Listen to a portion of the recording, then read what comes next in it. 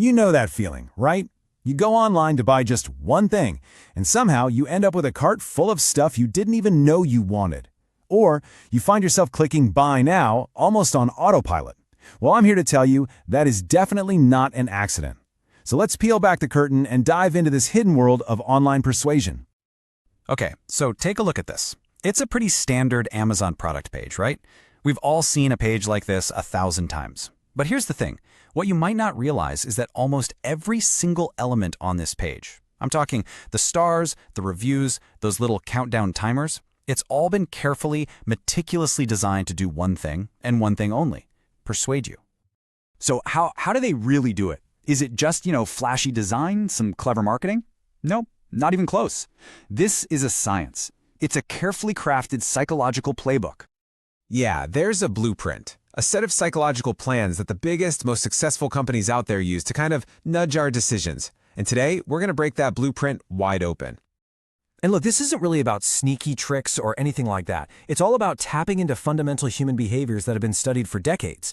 They know how our brains are wired, and they literally design for that wiring. So at the very heart of this blueprint are 6 universal principles of persuasion. A psychologist named Dr. Robert Cialdini is the one who really figured this all out. And you can think of his principles like master keys. They unlock our natural tendency to say yes. Let's break down 3 of the big ones you see absolutely everywhere online.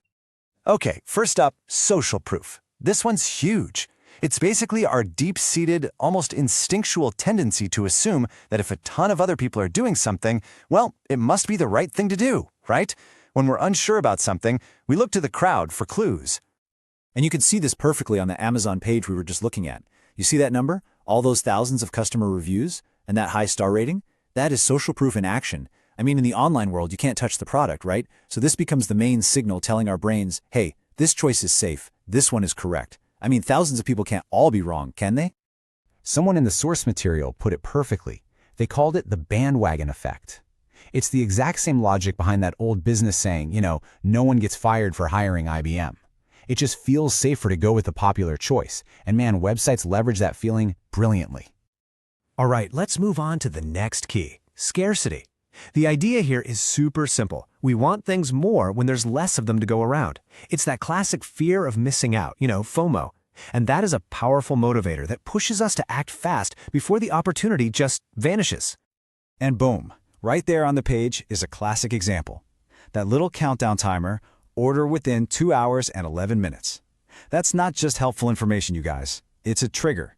It's designed to create urgency, to make their product seem more valuable, and to get you to stop thinking and start clicking. Okay, the third key we're going to look at is authority. Think about it. From the time we're kids, we're basically conditioned to trust and respect experts, right? Their recommendations just carry more weight. And a lot of the time, we follow their lead without even questioning it, because we just assume they know more than we do. And just notice how subtly they use this online. See that little Amazon's Choice badge? In that moment, Amazon isn't just a store. It's positioning itself as an expert, as a curator. That little black badge is like a stamp of approval. It's a signal of trust from an authority, and it just makes your decision feel that much easier and safer. And look, this isn't just a couple of random examples. A study of the top e-commerce sites found these techniques are literally everywhere. Just look at this table. Walmart uses 30 different commitment and consistency techniques. That's our need to stick with the decision we've made. And on top of that, 18 social proof techniques. Amazon's not far behind. The point is, this is a systematic, data-driven strategy. It's not by accident. But hold on, the persuasion doesn't even stop there. Cialdini, the psychologist we mentioned, he later revealed an even more powerful, more subtle layer to all of this. He asks, what if the most effective persuasion happens before you even make the request? He calls it persuasion. And here's the difference.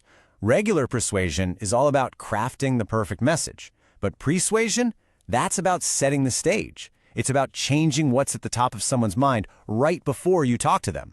It's about getting them ready, making them more receptive to what you're about to say. Yeah, this is the art of what psychologists call priming. By getting someone to focus their attention on a specific concept first, could be anything, adventure, comfort, trust, you can literally shape how they see things and what they choose next. You're basically getting them into the right frame of mind to hear your message. And some of the research here is just wild. Seriously. Studies show if you want someone to feel warmly towards you, literally just hand them a hot drink first. Want them to buy a more comfortable and maybe more expensive sofa, show them pictures of fluffy clouds beforehand. Or, get this, say you want someone to try a new product. Instead of just pitching it, what if you first ask them, hey, do you consider yourself an adventurous person? See, once they say yes, they've already primed themselves to be more open to trying something new. It's fascinating. Okay, so after hearing all this, a really big question comes up, right? Are these techniques actually helpful, guiding us to good decisions, or is this all just a form of cynical manipulation? And there's definitely a skeptical view out there. As one person put it, it can feel like this stuff boils all of human interaction down to just simple triggers, like we all have chimp brains that just respond. For some people, it feels like reading a sociopath's handbook.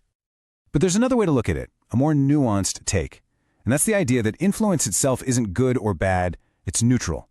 These psychological principles, they're just part of how we operate as humans.